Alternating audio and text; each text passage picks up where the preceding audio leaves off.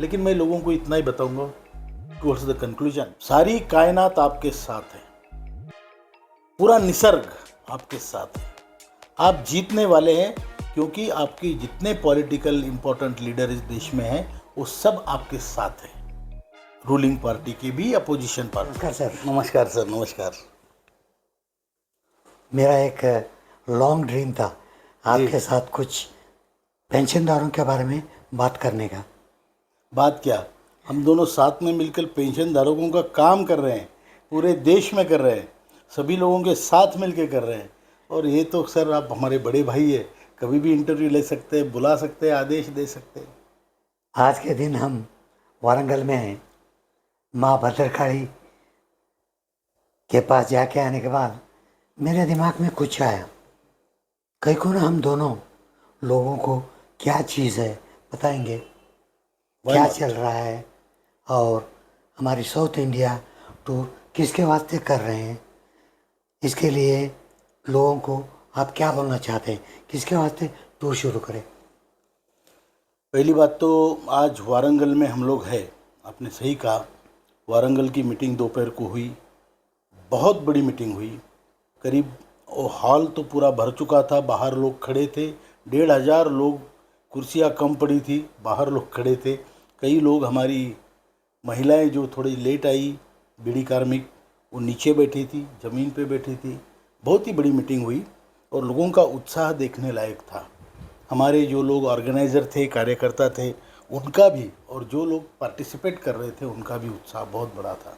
वो देख के मैं तो सदगदित हो गया हूँ कि हमारे अभी बड़े बड़े शहरों में, छोटे छोटे गांवों में लोगों का इतना बड़ा रिस्पांस और इतनी बड़ी एकता, जो केवल अपने कर्मों के लिए है, मतलब बेसिकली कामगार है, जो काम हमने किया है उसका जो मुआवजा हमको लेना है, उसके लिए इकट्ठा होना।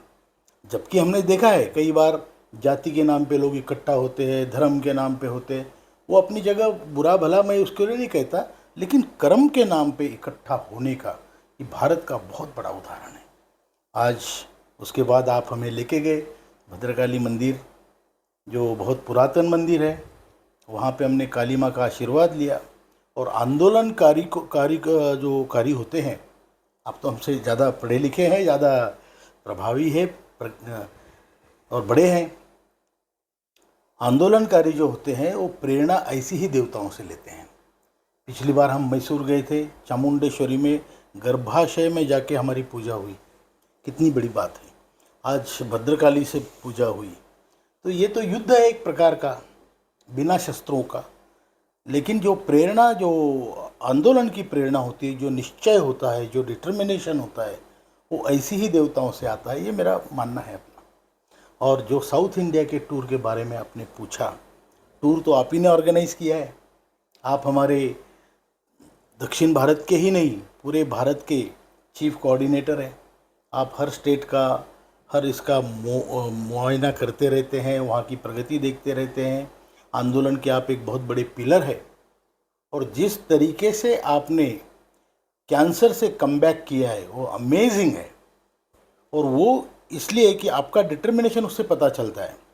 2 बार 6 महीने के अंदर 2 बार कैंसर का ऑपरेशन होने के बावजूद एक दिल्ली की मीटिंग नहीं हो ऐसी कि जो आपने टाली हो। आप कई बार तो बोल नहीं पाते थे, लेकिन आते थे और आपको देख के हमें भी प्रेरणा मिलती थी। आज पूरा जो हमारा जो कामगार समाज है, आपकी तरफ देख के, क्योंकि बहुत से लोग तो ऐसे हैं ना जो बीमार हैं, कई लोग ऐसे हैं जो बुढ़ापे से परेशान हैं, कई लोग ऐसे हैं जो अपमानित होकर जीना नहीं चाहते, लेकिन क्या करें, अपमान घर में होता है, बाहर होता है। उनको आपको देख के प्रेरणा मिलती है, मुझे भी मिलती है। और इसके लिए मैं आपका तो खैर सभी संगठन पूरा आपका शुक्रगुजार है। अभी ये साउथ इंडिया का टूर इसलिए है कि एक तो वारंगल में, तेलंगाना में हमारी मीटिंग बहुत बड़ी रखनी उन्होंने चाहिए, वो हुई, बहुत बड़ी मीटिंग हुई। उसके बाद अभी कल तो हम प्रवास में रहेंगे, परसों बेंगलोर में एक नया ट्रेंड जो आप बहुत अच्छी तरीके से, मतलब नया तो नहीं है लेकिन जिसको आप रिजुविनेट कर रहे हैं, वो ट्रेंड ये है कि आप कर्नाटका स्टेट का स्टेट वर्किंग कमेटी का मीटिंग रख रहे हैं, जिसमें हर जिले के पदाधिकारी होंगे। आप रहेंगे, मैं रहूँगा, हमारी टीम रहेगी, और उसमें हर जिला अध्यक्ष को अपनी योजना बतानी पड़ेगी। हर जिला अध्यक्ष को अपने कर्तव्य को मतलब उजागर करना पड़ेगा कि भाई मैं कर क्या रहा हूँ, मुझे क्या करना चाहिए। It's a very good trend. उससे उनको बल मिलेगा, संगठन को बल मिलेगा और उनका कॉन्फिडेंस बढ़ेगा। उसके बाद हम मैसूर जाएंगे। मैसूर में भी बहुत बड़ी तैयारी है। आपने ही मुझे बताया, कई मैसूर के लोगों के फ़ोन भी थे। वहाँ पे बहुत बड़ी मीटिंग हुई। फिर तुमकुर में हम जाएंगे, फिर हम इरकल में जाएंगे। इरकल, जहाँ की साड़ियाँ बहुत फेमस है ना, इरकल साड़ी। हाँ हाँ। वहाँ पे इंडस्ट्रियल बेल्ट है, बेसिकली शुगर फैक्ट्रीज है, टेक्सटाइल इंडस्ट्री है। तो इसके लिए हमने वो जगह चुनी है। तो वहाँ पर आप ही ने चुनी है, हमने क्या चुनी। तो वहाँ पे बहुत बड़ी मीटिंग होगी। फिर उसके बाद मुझे सोलापुर के लोगों से फ़ोन आया कि भाई आप वहाँ से तो सोलापुर होके ही बुल्डाना वापस जाओगे, हम भी मीटिंग रखना चाहते हैं।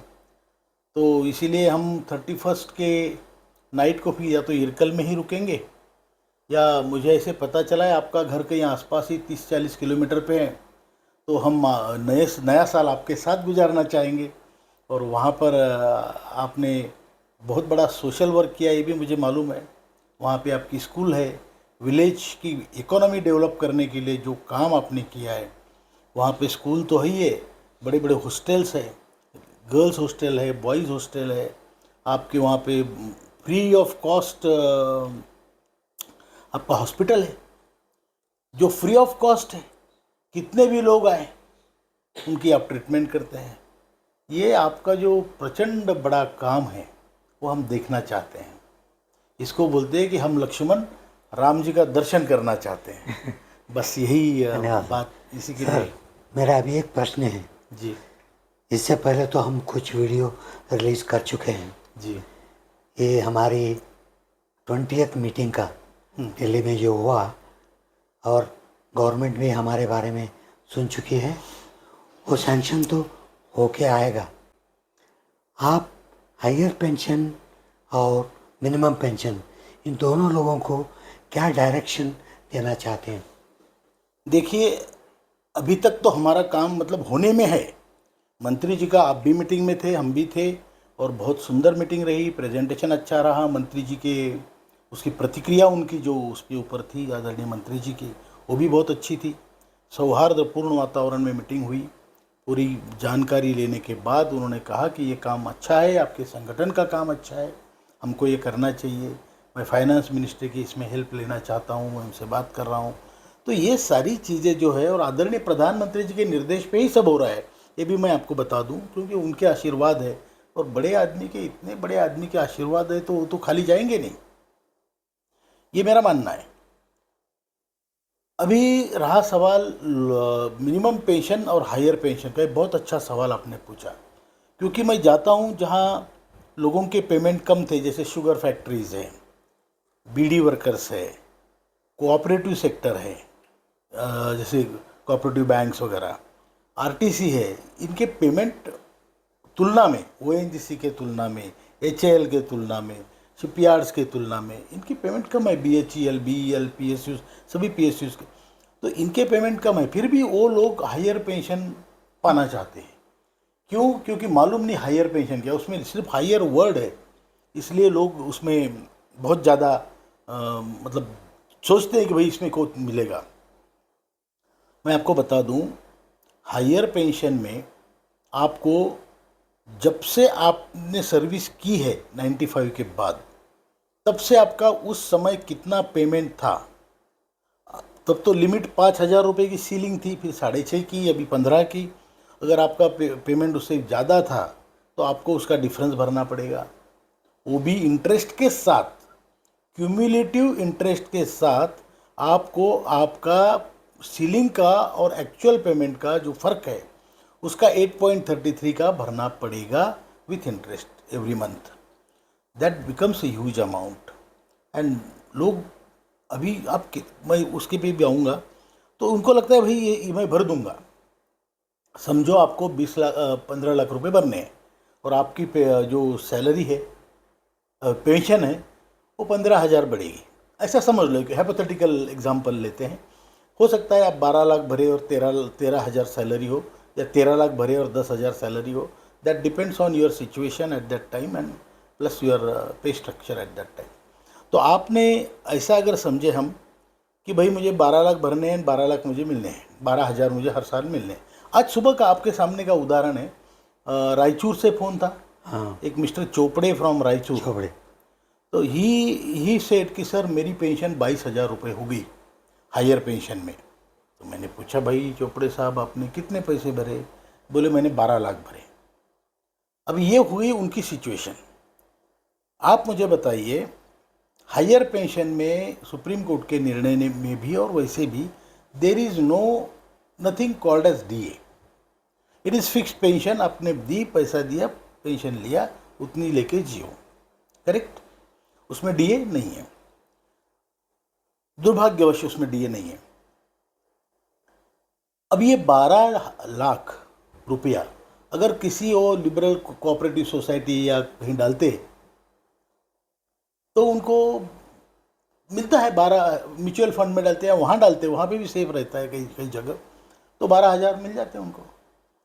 अब जो मिनिमम पेंशन है उसको हमारी मांग है 7,500 और महंगाई भत्ता। और ये मांग कोई नाजायज या कुछ बहुत क्या बोलते हैं उसको, एग्जैजरेटेड मांग नहीं है।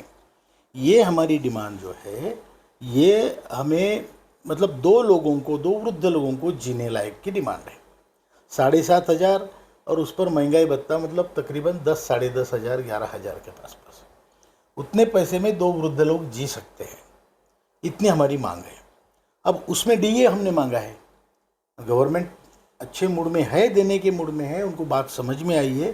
क्योंकि ये सवाल सिर्फ मेरा आपका नहीं है, ये पूरे संस्कृति का सवाल है, ये पूरे समाज का सवाल है। और ये अंत्योदय का विषय जो आज हमारे आदरणीय प्रधानमंत्री लेके चल रही है बीजेपी, उसका भी सवाल है। तो ये सारी चीज़ें देखते हुए अगर उसमें डीए हुए तो आपकी पेंशन, आप 12 लाख वहाँ भर के 12,000 आप ले रहे हो, और वो जो 12 लाख आपने भरे, there is no return of capital as of today. तो 12 लाख आपके चले गए, आपको 12,000 महीना मिलता रहेगा, बट वो 12 लाख कहाँ गए? वो तो गए। तो इसको सोचना है। जो भी आदमी हायर पेंशन या मिनिमम पेंशन की बात करता है, अभी अगर वो 12,000 उनको मिलते हैं बैंक से, तो भी उनकी पेंशन ये 10,000 वो 12,000 मिलके 22,000 हो जाती जो उनको मिलने वाली है। बट इसमें डीए कॉम्पोनेंट है, वो बढ़ती जाती। और जो 12 लाख गए वो जाते नहीं, वो बैंक से कभी भी वापस निकाल सकते थे। These are the factors. आज मुझे बताइए। और अभी एक क्वेश्चन है सर, जी, ये जो पेंशनदार कितना लोग पैसा दे सकते? एब्सोल्युटली। एक बार मैं अपना अनुभव बताता हूँ। हम लोग बहुत ही अपनी सिंपल चर्चा है, इसमें कोई और सब आप जानते भी हैं। कलकत्ता में हमारी मीटिंग थी, तो हमारे वहाँ बहुत बड़े कार्यकर्ता थे, तब प्रदीप डे और तपन दादा को तो आप जानते हैं, जो हमारे वहाँ अभी मुख्य समन्वयक हैं पूर्व भारत के, और बंगाल के अध्यक्ष भी है, वेस्ट बंगाल के। तो वहाँ पे ये हुआ कि एक मीटिंग थी जो कॉमन वर्कर्स है जो रास्ते पे थी, और एक मीटिंग थी ऑफिसर्स क्लब में जो ओएनजीसी के ऑफिसर्स थे। अब मुझे दोनों जगह जाना था, और दोनों मुझे खींच रहे थे, यहाँ आओ, वो बोलते थे वहाँ आओ। तो हमने फिर वो टाइम उनका डिवाइड किया, और उनमें कॉन्फ्रंटेशन भी थे ये यूनियन में। हमने बोला भाई नहीं, ऐसा उसमें मत हमको अटकाओ, आप अपना एक समय दे दो, 1 घंटे 1.5 घंटे मैं वहाँ आ जाऊँगा, और फिर यहाँ पे भी जाऊँगा। तो जब मैं ओएनजीसी के ऑफिसर्स क्लब में वो मीटिंग अटेंड करने के लिए गया, तो वहाँ 1-2 लोग जो अगली मीटिंग के सूत्रधार थे या जो भी उसके ऑर्गेनाइजर थे वो भी थे। तो एक आदमी उठ के खड़ा हुआ, बोलता है इनको तो बहुत पैसा मिला है। अभी तो मैंने उनको बोला जब मेरे भाषण में कि पैसा है ना, लक्ष्मी चंचल है, ये तो हर कोई बताएगा आपको, कोई भी बताएगा आपको, लक्ष्मी चंचल है। अब उसमें अगर मुझे 1 करोड़ रुपए भी अगर मेरे रिटायरमेंट में मिल गए ना, मैं क्या करूँगा? अगर मुझे घर बांधना है तो मैं 3 रूम का नहीं बांधूंगा, मैं 5 रूम का घर बांधूंगा, बंगला बांध लूँगा।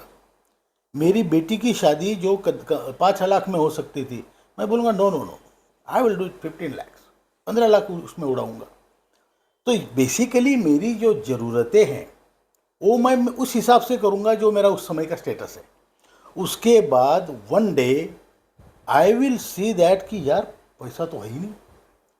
So the monthly regular income.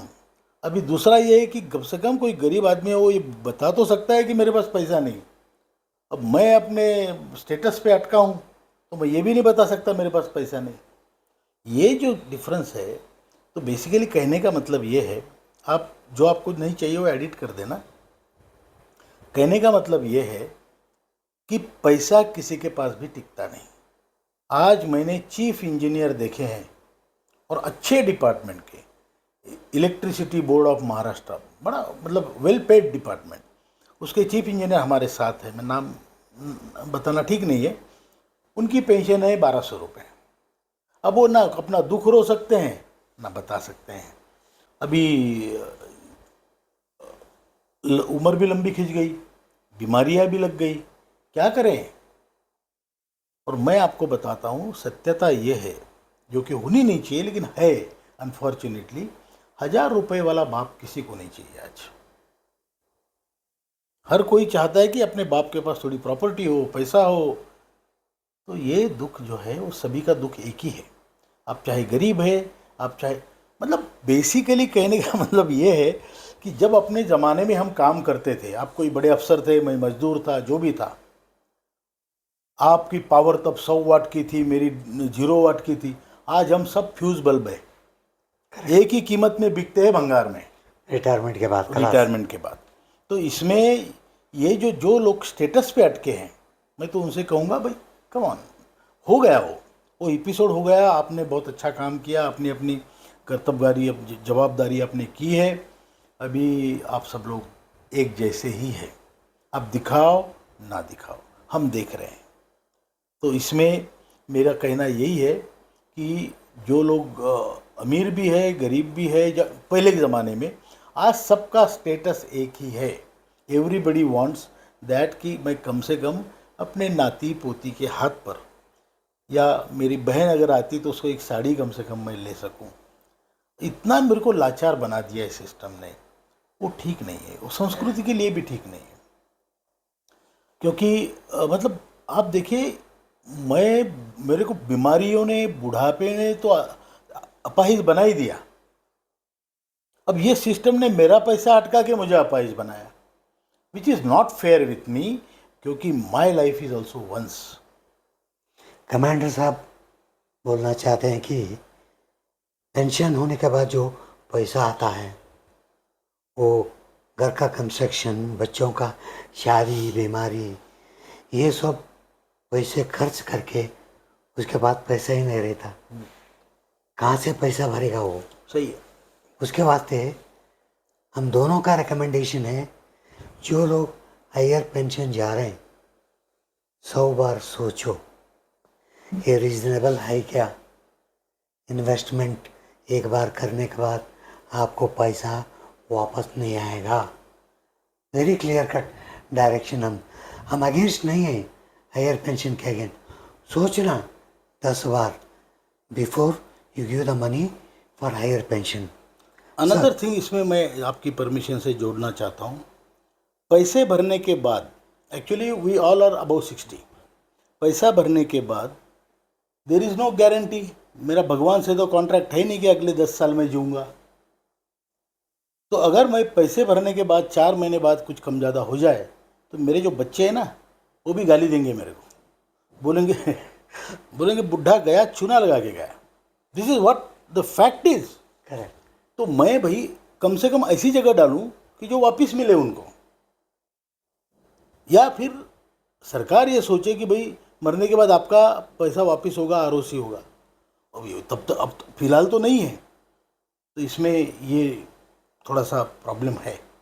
और हमें जब 20th मीटिंग हमारे लेबर मिनिस्टर मनसुख मांडविया जी से मिले, we have seen first labour minister like this, जो लेबर कम्युनिटी को बहुत केयर करा, या उसका दर्द मालूम है, खुद ही बता रहा है कि ये रेस्पेक्टेबल पेंशन देने का हम सोच रहे हैं। बहुत अच्छी बात। ये सब लोगों को हम दोनों मिलके आपके सामने बोलना चाहते हैं। बिल्कुल। और आगे भी अभी एक बोलना चाहते हैं, जब तक हमारे अकाउंट में पैसा नहीं आएगा तब तक हमारा संघर्ष चालू रहेगा। उसके वास्ते ही हम दौरा कर रहे हैं, हर जगह जा रहे हैं। जागो सोने वालों, उठिए, हमारे साथ दीजिए, एनएसी स्ट्रांग करिए, मीटिंग करिए, फैक्ट्री को जाइए, डिस्ट्रिक्ट को जाइए, उन लोगों को बताइए आपका काम हो रहा है, जल्दी से जल्द, अभी 2 महीना ठहरिए, तब तक चुप मत बैठो। कहाँ कहाँ एमपी का हेडक्वार्टर्स है, absolutely.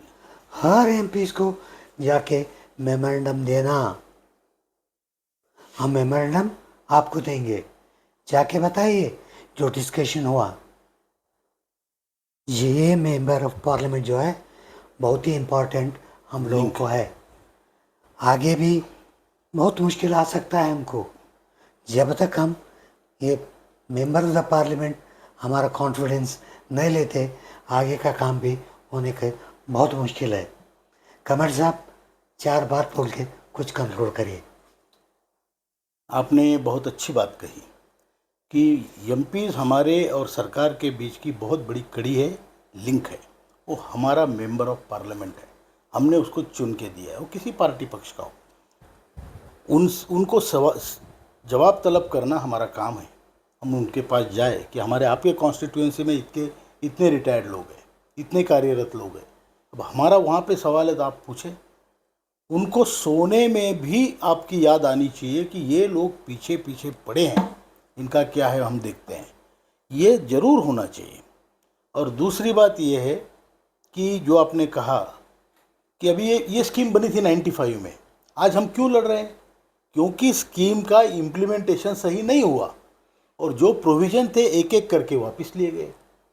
What is guarantee after doing this also tomorrow, after 10 years, after 15 years ये फिर से नहीं होगा?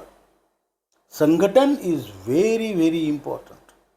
वर्कर्स के लिए, कामगारों के लिए, मजदूरों के लिए संगठन के सिवा कोई चारा नहीं है। वैसे बहुत सारे संगठन हैं, मैं ये नहीं कह रहा हूँ, उन्होंने अच्छे भी काम किए होंगे, लेकिन सारे संगठन पॉलिटिकल पार्टीज़ के एफिलिएटेड है, तो उनके अपने एजेंडा अलग हो सकते हैं। एक नॉन पॉलिटिकल, टोटली सबके केयर करने वाला संगठन बहुत ज़रूरी है। और ये आप और हम तो ठीक है, कुछ दिन कर लेंगे। We need to develop second line leadership. We want working people to come in and fight for this, because this complete spectrum ये कम नहीं है। 30 करोड़ मजदूर है भारत में, इंडस्ट्रियल वर्कर्स जिनका हम काम कर रहे हैं। Actual if you see Lok Sabha figures, 29.88 crore people are there, out of which only 7.5 crore are contributing. इसका मतलब almost 22 crore people are out of this protection ring.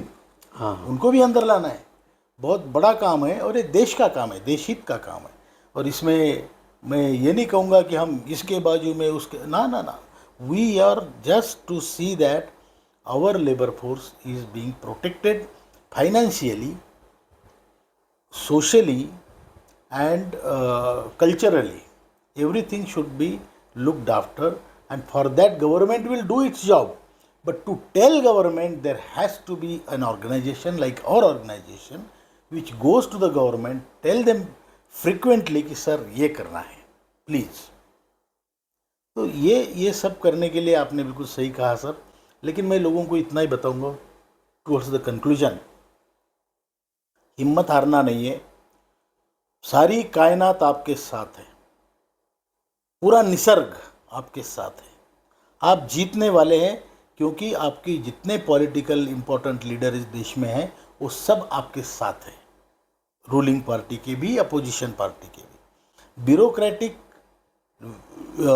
Channel में सबसे बड़े जो ब्यूरोक्रेट्स होते हैं, cabinet secretary, finance secretary, your labour secretary, expenditure secretary, everybody is being हमने सबके साथ मीटिंग की है, उनको सबको बताया है। They all are informed and they are also agreeing. EPFO, CPFC, यहाँ तक कि फाइनेंस मिनिस्टर, लेबर मिनिस्टर, सबको मालूम है और सब आपके लिए काम कर रहे हैं. हिम्मत नहीं हारना. और मैं तो ये तक कहता हूँ, यमराज आए तो उसको बोलना है भैया 3 महीने रुक यार, 2 महीने में मेरा काम हो रहा है, 3 महीने तू मेरे लिए रुक, उसके बाद में मैं तुम्हारा काम करूँगा. बोलो, हिम्मत नहीं हारने का. और लाचार हो गए तो जीना भी नहीं और मरना भी नहीं. Keep your spine cord right and tight and let's win.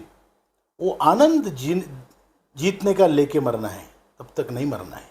इतना ही कहूँगा. धन्यवाद. Bakar sir, thank you so much. Nice meeting.